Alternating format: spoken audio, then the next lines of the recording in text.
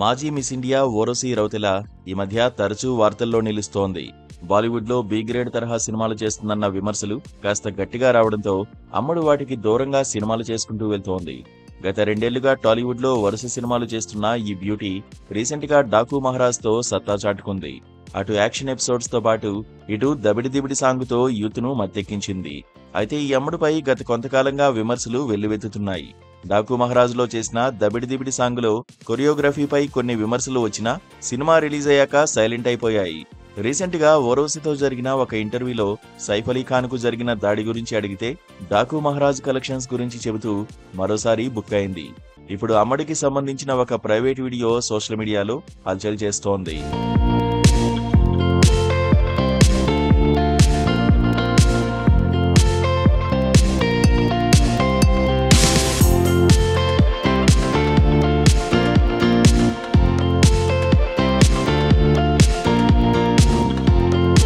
ప్రస్తుతం టాలీవుడ్ లో ఐటమ్ భామగా మెరుస్తున్న ఊర్వశి రౌతెలకు సంబంధించిన బాత్రూమ్ వీడియో సోషల్ మీడియాలో దర్శనమిచ్చింది. దీంతో పాటు ఊర్వశి మేనేజర్ తో మాట్లాడిన సంభాషణ కూడా సోషల్ మీడియాలో వైరల్ గా మారింది. ఈ వీడియో ఊర్వశి నటించిన ఘస్పైతియా చిత్రంలోని ఒక సన్నివేశం అని తెలుస్తోంది. ఈ సినిమా గతేడాదే రిలీజ్ అయిపోయింది.